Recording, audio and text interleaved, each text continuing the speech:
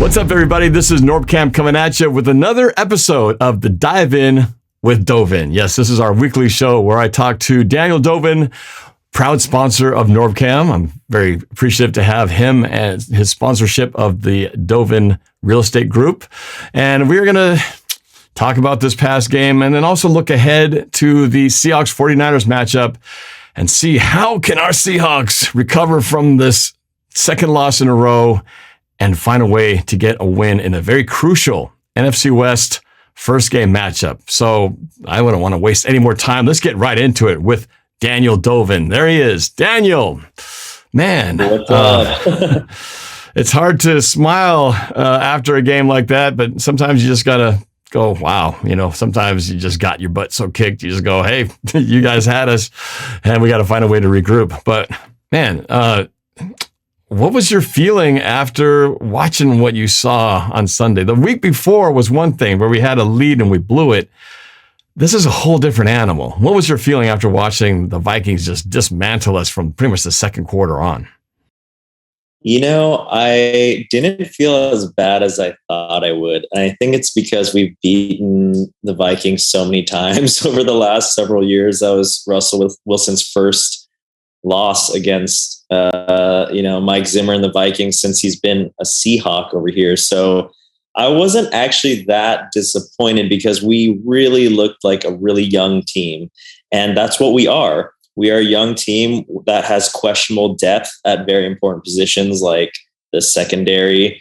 I also saw that our defensive line, maybe not as deep as I would have liked. You know, Benson Mayoa goes down and it seems like, where are these guys? Where's Rasheem Green? Where's, all of our pass rush? It just disappeared. And Eskridge goes out after the first game. And then it's like, where's our wide receiver depth, especially when Tyler Lockett goes down? So it just showed me that we have a lot of learning to do. We're a very young team. Jordan Brooks got benched for several plays because he missed assignments. So a lot of this is correctable, but I ultimately feel all right because we're early in the season. And I've seen enough of our Seahawks, enough of Pete Carroll, enough of Russ Wilson and Bobby Wagner to still believe that it's a long season. And the truth is we lost a tough away game in Minnesota and it just wasn't our day. But there's a lot of correctable things. What about you, Norb? How do you feel about it? Well, I try to stay hopeful because it's hard to stay hopeful after watching so many things go wrong that day. I hate to say it. It felt like watching an instant replay of the week before, but maybe a worse version. In this game, I look back at it, and when we scored that 17 points, that was with 11 minutes left in the second quarter. We didn't score another point after the 11-minute mark of the second quarter. That means pretty much 19 minutes of the game after that we checked out. Our offense couldn't do a thing. And that's frustrating because I think for the third game in a row, we're seeing the offense. There's this trend in this case, it was worse because, again, we were great against Tennessee through, we ended the first half with a 2-minute drill. So we were like going into the halftime feeling pretty good. But in this case, it's like we got shut down so early. And what happened? Why did we start so strong and again get shut down? So this inability for the team to carry on through to the second half. And in all the years that we've been Seahawks fans, how long have we always been saying, well, we're a second half team.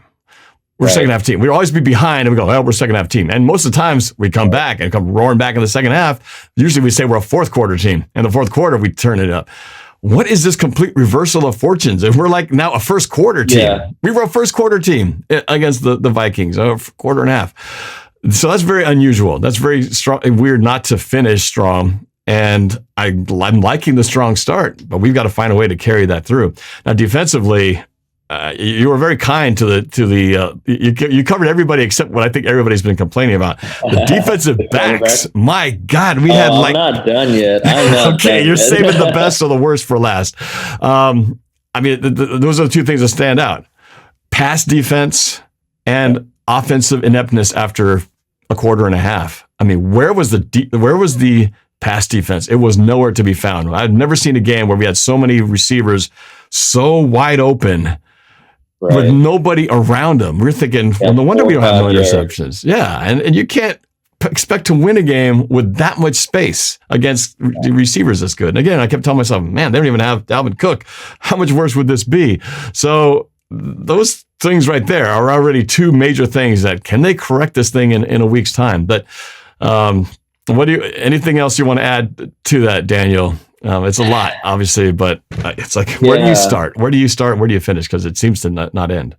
I start and finish with what do we want and what do we not want. So let's have a recipe for what do we not want first. So what we don't want is to get run over, right, by the opposing team's running back, right? They're taking a lot of time off the clock. Our offense is on the bench getting cold, and our defense is on the field getting tired, right? We've been doing that a lot lately since, the second half of the Titans game has been pretty brutal. And then what else should we not do? We shouldn't abandon our own running game. That's something we've done, right? What else should we not do? Well, we shouldn't bend on defense and then break. That's what we've been doing. And also, we shouldn't be playing vanilla defense.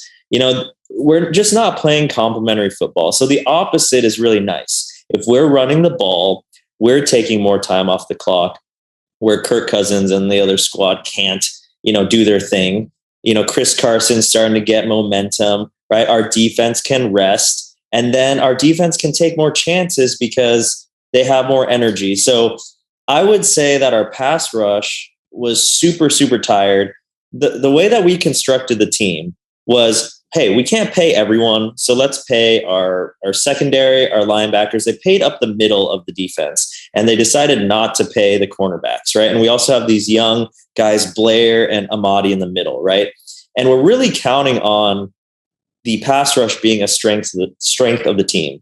And the truth is, when they're not hitting, it makes our cornerbacks look even worse than they already are. They're probably below average already, but then they look even worse because, you have great players out there like Jefferson this week. Last week, you had A.J. Brown and Julio Jones. And so we now, looking a little bit forward to the 49ers, they don't have as many weapons, right? We mainly need a cue in on George Kittle. But does anyone else really scare me? Does Jimmy G scare me? No, but any NFL quarterback will pick you apart if you don't have a pass rush. And we're sitting back in our vanilla zone at the beginning of the season, sort of learning our base defense on the fly.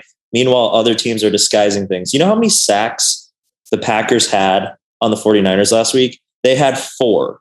And that's going to be the key to our defense. We've invested money into Kerry Hyder. We've invested money into Poona Ford. We've invested money into Carlos Dunlap. We invested money into Benson Mayowa. We care about our defensive line, but now it's starting to hurt. We just don't have those guys anymore, like Cliff Averill or, Michael Bennett and Chris Clemens. We can't do the defense we want to do unless we're getting some significant sacks. So that's the thing I'm watching for this next game. Can we make life uncomfortable for Jimmy G? And you mentioned several guys there, but a name again you did not mention that is actually starting to creep into my radar is Carlos Dunlap. Yeah. Where is Carlos Dunlap in all this? Because we talked about how our defense last year, remember, we started out horrible. One of the worst defenses in the league, just like this. I mean, it's almost like a mirror image of how we started last week defensively. And then Carlos Dunlap comes in when he comes in, and suddenly Jaron Reed's getting sacks, and he's getting sacks, and suddenly the defense starts to make that transition to being the opposite of how we started. And I've been waiting for that Carlos Dunlap who transformed our defense. Right now, there's not much transformation going on, and I don't hear his name much, whether it be tackles, sacks. Where has he gone? He's out there, but you know what it is? Like, if we want to get schematic, they're putting more help towards him because no one else has stepped up, right? So they're able to chip him with a running back or able to bring a tight end over and go ahead and double team Carlos Dunlap. The idea with a good defense is that they're overwhelming from every angle, right? And you have to pick and choose, right? So with the Rams, a lot of times there are other defenders on the line do really well because there's 2 or 3 guys that have to focus on Aaron Donald. Right now, we don't have that complementary guy that's stepping up, whether it's Alton Robinson or it's number 52. I'm not even going to say his name until he steps up, 2nd round draft pick. right? Kerry Hyder, Poona Ford. Who else do we got that can rush the passer? Benson Mayo has a neck injury. People don't think that's a big deal to like lose a guy like that. It is a huge deal. That dude is a veteran. He knows what he's doing. But these other guys need to step up. Where's Rasheem Green? That guy, like, just these guys, they disappear. And so if I was the opposing team, I'd absolutely double Dunlap, right? I'd double him. And then if we're not sending Jamal Adams, and they're just sitting back in their zone, the teams have figured it out. Every team since, 2013 has studied, our defense through and through. And there's, it's a copycat league. So all these teams, like the Vikings, definitely did out scheme us, right? And Trey Flowers had one of his worst games ever. DJ Reed had one of his worst games ever. This is all true. This all happened at the same time. And, there's no easy fix, but we're actually not that far off. We're like 8% off in like every category, which ends up being on a macro, you lose by 13. It looks terrible. So, so many people, even the day that it was happening when I was live streaming, everybody's cut Trey Flowers, fire Trey Flowers, fire Ken Norton. So, they were getting the most hate, I think. Trey Flowers first and Ken Norton second. But it's interesting because they're two very different places that you're hitting at. Is it Trey Flowers, or I guess representatively the talent, or is it the scheme? So I'll ask you, if you were to point fingers here, who's more to blame for the loss? Was it a coaching issue, or is it a lack of talent issue? You know what? I'm going to give you a cop-out answer. It's actually both. The players play, right? When things are good, everyone's like, the players play, and things are good. They're like, this coach is a genius. And things are bad. They're like, fire everybody. The truth is we're 1-2 with a really young team. There's actually 17 games this season. And last time I checked, we still have 2 games against everyone in our division. And we have a chance this week to play the 49ers, and we could be 2-2, right? Then we have more opportunities to play the Rams. And we are actually a little bit injured right now. We were down our right tackle, right? We are down. Who else are we down? Benson Mayoa, one of our best defensive linemen. Kerry Hyder went down for a little bit. Yep. Kerry Hyder. Oh, here's a big one. Tyler Lockett, right? He was injured for a piece of that game, and it really hurts without Tyler. Tyler's been our number one guy, right? And it's just been a comedy of errors so far. I think it's definitely always both. But I would say at the end of the day, I do think, man, it's a really tough question. I would say it's on the players, but not by much. But it's like this. But I give them a little bit of grace because this exact squad on defense and offense definitely has not had that much time to actually be together. Let's not forget that we're missing our center right now. We don't have a starting center playing. Like, let's just think about that for a second. That's a big deal, right? And on the road twice, and they didn't play in front of crowds last year. So this is like super new for Kyle Fuller. He's like, these guys are trying to eat my face, and there's screaming fans yelling "skull," and I don't know what's going on. And then we have a new right guard, right, from the Raiders, right, and new tight end, all sorts of things. And then on defense, right, Blair didn't even play last year, barely, right. Trey Flowers is not a starting cornerback. So these are growing pains, and everyone's like, the sky is falling. People are like, fire Pete Carroll. They're like, what have you done for me lately? I'm like, dude, you should just look at Pete Carroll's record and then look at every other coach's record. And someday people will appreciate Pete Carroll's consistency. He will not throw his own players under the bus. Let's just pretend that they did exactly what all the commenters say. Okay, they fire Ken Norton Jr., right? Fire him. And then they bench Russell, right? Or whatever people say. DK sucks, he's drama queen, whatever. Let's just blow it up. All right, we trade everyone. It's gonna be misery for like 5 years straight. You'll be grateful that we were 1-2 instead of like 1-16, right? Like Cliff Averill, when he came over, they're 0-16, and he was like, "Thank God I get to compete." And at least with Pete Carroll, every week we're gonna compete. And yeah, the final score didn't look great, but honestly, this is way too early to jump ship, right? I feel like people are going crazy. People are emotional. That's fine. But we need a little bit of stoicism right now. We need a little bit of calmness. And as a leader, I appreciate that Pete Carroll in the bad times does not throw his players under the bus. He could totally say Trey Flowers sucks, but how does that help the team, right? Even if it's true, right? If he says DJ Reed sucks, or like, hey, we're trying to sign Richard Sherman, but we're competing because, whatever. He's in legal trouble, or like he might get signed by another team, because we're competing with them. We don't have enough money. Whatever the case is, we don't know what's going on, right?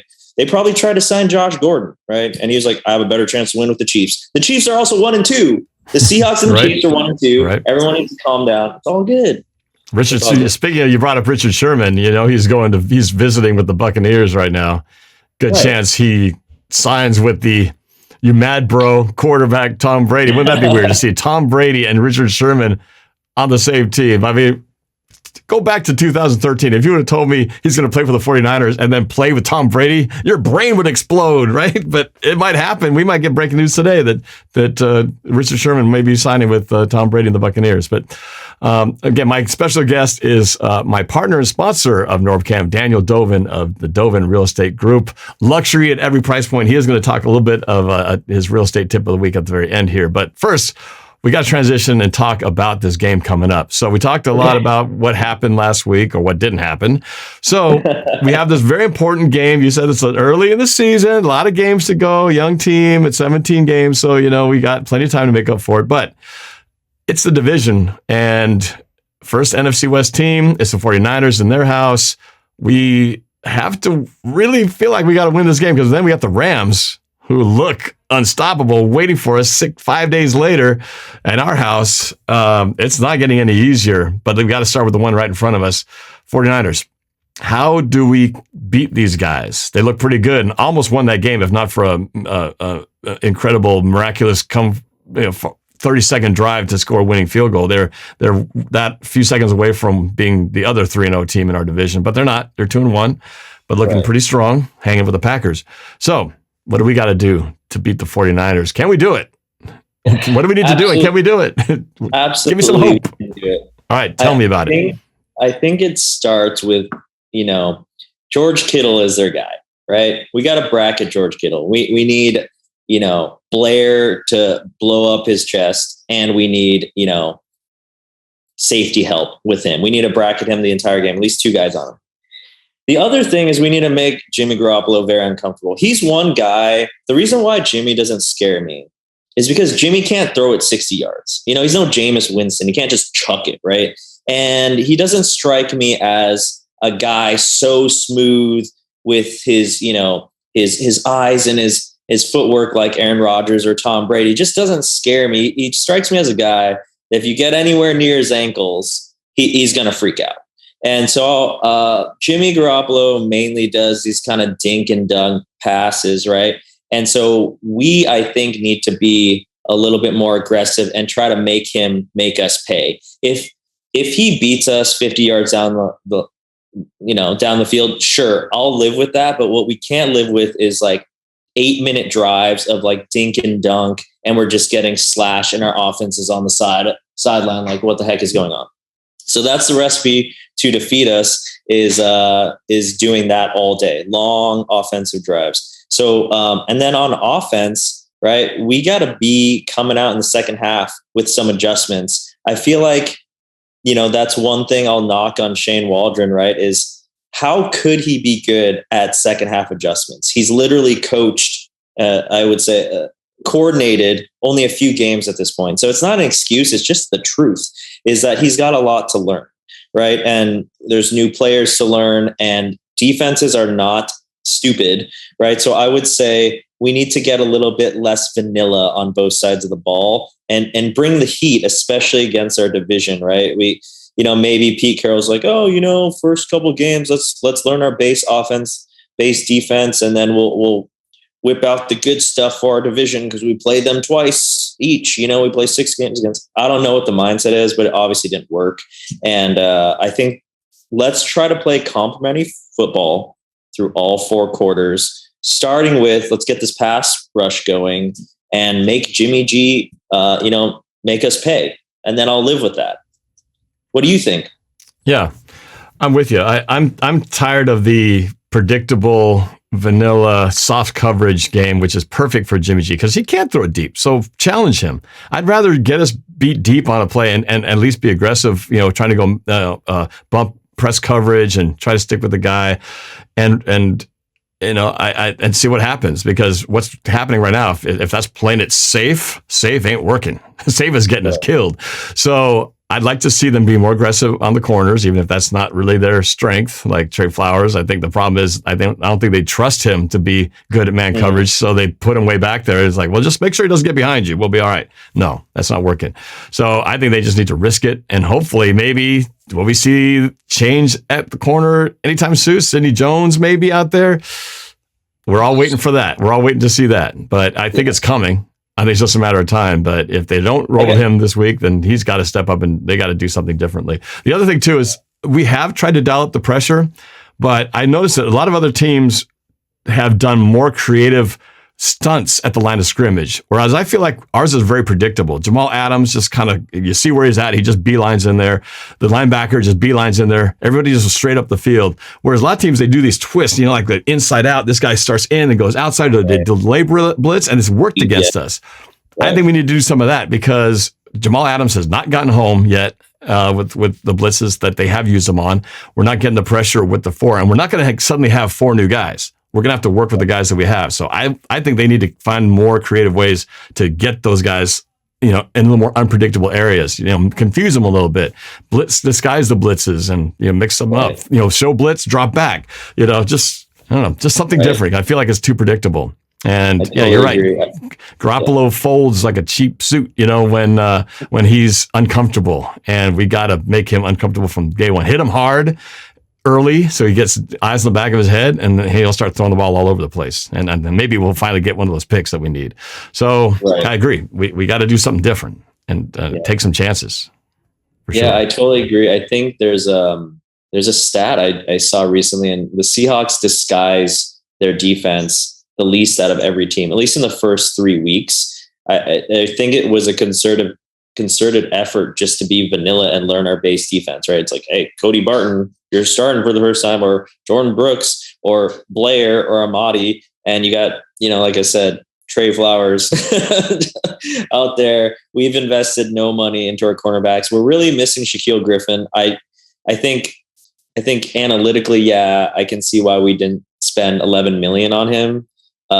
It's tough to pay a corner, like a non-pro, all-pro cornerback, that much money. At the same time, we're just like, this is a negative now. Now the cornerback is not just neutral; it's now negative on both sides, and I think it's pretty rough. So I would say, I totally agree with you. We need to be more creative on the defensive side for sure. And wouldn't you agree that it's better to give up one 50-yard bomb than like 10 5-yard passes in a row?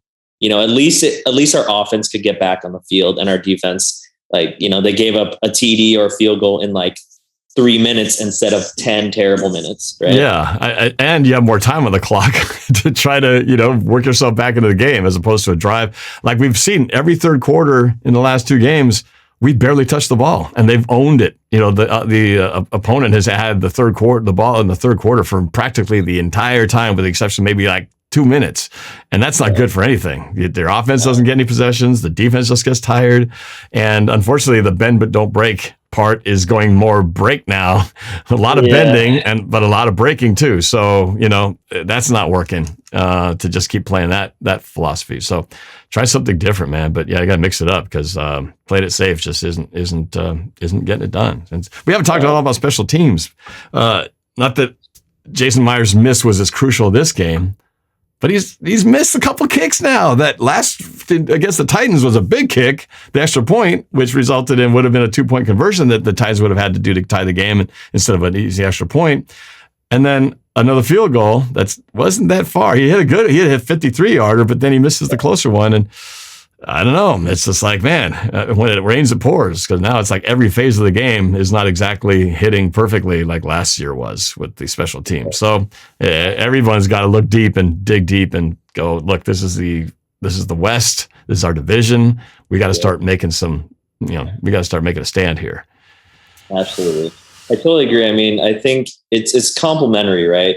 if our offense is clicking and we're having longer drives, imagine being a kicker, right? How much of the game are you actually focused, right? I think that's actually the hardest part. I don't think kickers physically have a problem kicking. I think it's a focus thing. And if your offense is going consistently, you can sort of warm up and get yourself mentally and physically ready to go.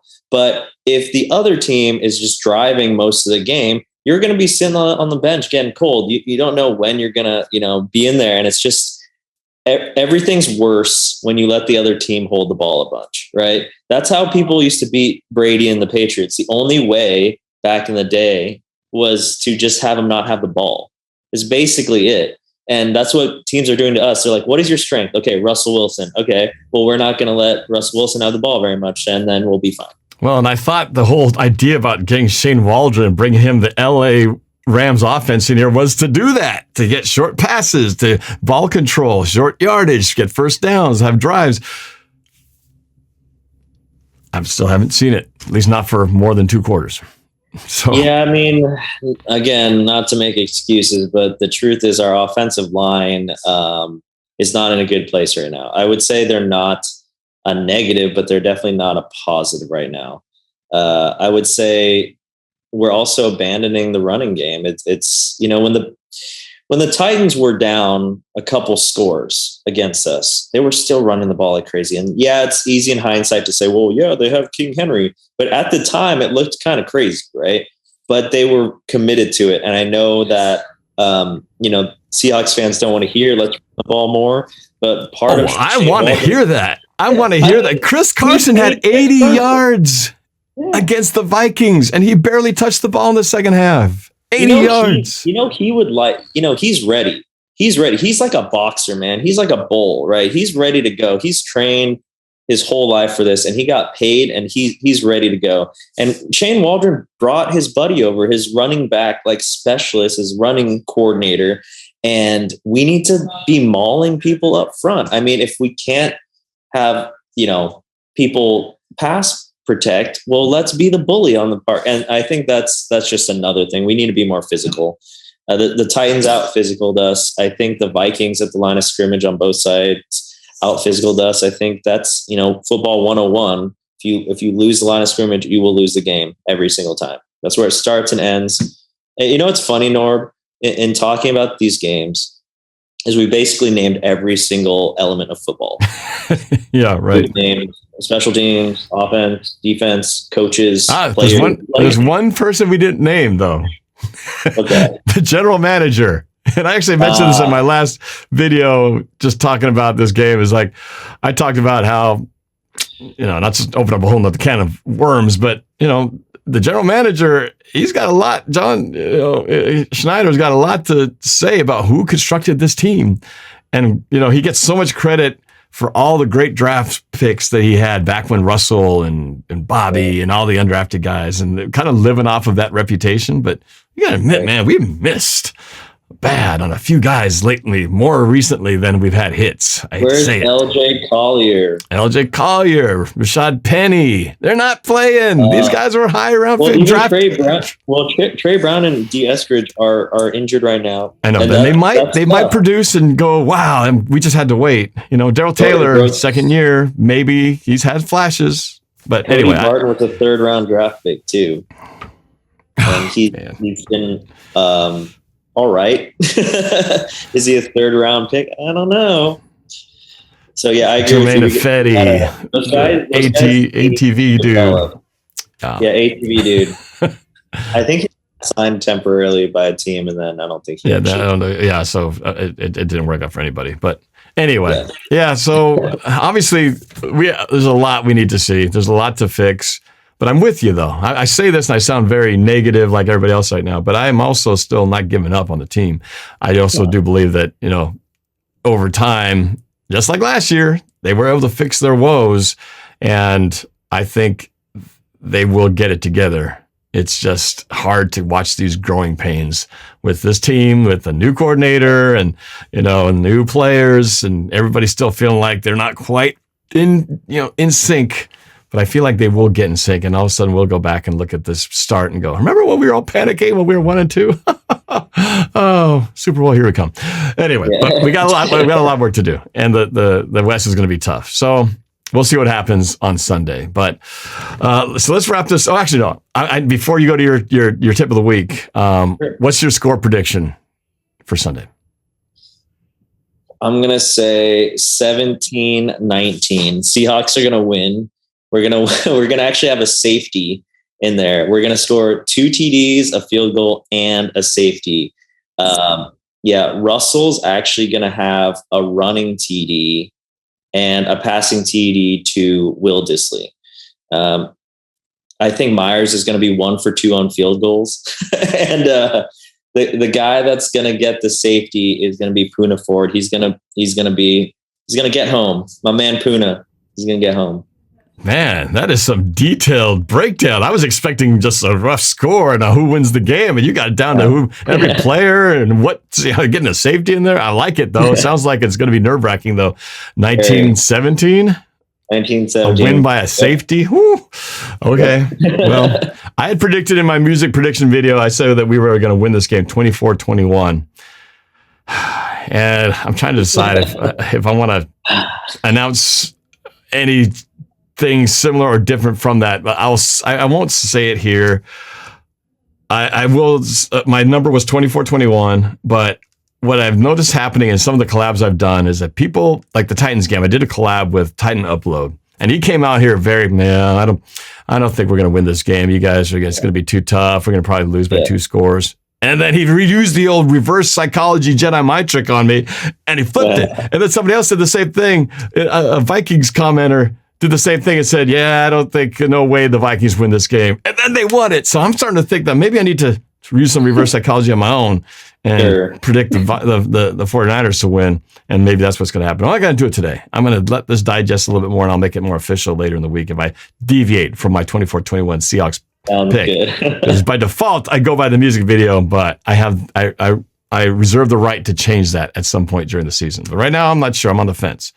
All right. So let's go to your real estate tip of the week. Again, this is my special guest, Daniel Dovinh, my sponsor, partner of NorbCam, of the Dovinh Real Estate Group at Sotheby's. Luxury at every price point. You can elaborate on that if you want. But what is your tip of the week, Daniel? Yes. So my tip of the week is, there's a common myth that you have to put down 20% to buy a home. And I used to think this too before I became a realtor. I was looking at the home prices in Seattle. I was like, okay, at the time you could buy something for, $500,000, and a nice single family home, 2 or 3 bedrooms. And I was like, okay, what's 20% of that? 1/5 is 100,000. How am I going to come up with 100,000? Like, I'm 22 years old. I got student loan debt, right? I'm a music teacher. There's no way, I can't borrow $100,000 from my family to make this happen, right? So I want to encourage people out there that, the average person is actually putting down, on average, across every age group, 12% down on their home.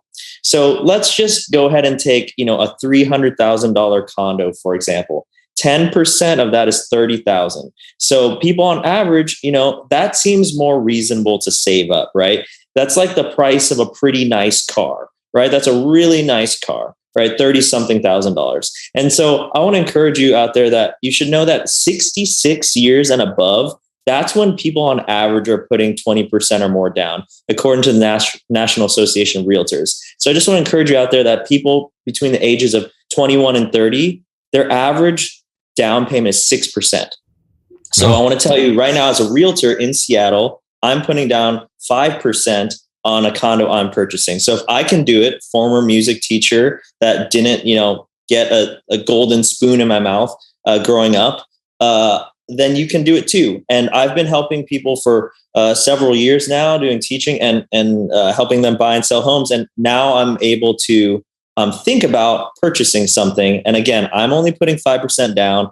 And you might be thinking, well, doesn't that mean your monthly payment's going to be massive? Or doesn't that mean like it's a bad deal? It's like, what's a bad deal is me paying rent for 20, 30 more years of my life. That's a bad deal because you're not building any equity. So I'd encourage you to consider that you can do less than 20%. So when you see a home value out there at 500 or 600, 700,000, don't think that you need $100,000 or $200,000 to make it happen. The truth is most people don't have that, and that's okay. You're still able to purchase a home. So that's my encouragement to everyone out there. All right. I know a lot of the people who watch my channel are younger, so you guys may not be in the market, but you might know somebody, or maybe your parents are in that position where they might be looking to, to move or looking for a place, or maybe you have friends who are looking. So I think that's a great tip, in that sometimes we just tell ourselves we can't do it or I can't afford it, but it might be more realistic than you think. So Daniel Dovinh, my special guest, Dovinh Real Estate Group at Sotheby's, luxury at every price point. We were talking a little bit, what does that mean? It's from my understanding, as you explained it, it's not that Sotheby's is known to be sort of a high-end type of place, but that doesn't mean you only serve high-end clients. You serve clients at every level, small to the big ones. But the point is that no matter what price point they're at, you take care of them like luxury. You give them that luxury treatment no matter what level they're at, which is really cool, because if I'm not that high-end person, it's always nice to be treated like one, which is what your philosophy is, right? Absolutely. I mean, Sotheby's has been around since 1744. It's a super old company that really knows how to take care of people. They originally started as an auction house selling beautiful things like Napoleon's library, right? With white gloves, right? This white glove treatment, this sort of high-end feeling. But with their brokerage right now, and especially with Dovinh Real Estate Group at Marketplace Sotheby's, is luxury at every price point does not mean I'm going to give you a spa massage. What it means is that we're going to treat you with the best service we possibly can. It's all about service. So whether you're 16 years old and you're like, hey, I'm curious about buying, in 5 years, or investing in 10 years, I'd love to have that conversation with you, even if it means you're not going to do anything with me or my company. I just love to help you out. I have a teaching background. Or your parents are like, hey, we don't want to sell our house, but we'd like to talk to a lender about refinancing our mortgage. I could connect you with someone great. So it's really all about service. We tailor everything towards the people that we're working with. And again, like Norb said, it's not about price point. It's not about, okay, I only work with people with $10 million. If you have $10, I would love to have a conversation with you as well to help you learn how to build wealth with real estate. So again, luxury at every price point means service all the time for everyone. And you get to talk Seahawks too. So you can always do that. Exactly. So it's a great combination. My phone number is right there. Anytime. Text or call right there. All right. And you can look up his information in the description as well. So again, special thanks to my sponsor partner, Daniel Dovinh. Appreciate it. This wraps up another episode of The Dive In with Dovinh. Let's go Seahawks. We got to beat those 49ers. So let's do it. Go Hawks. Thanks.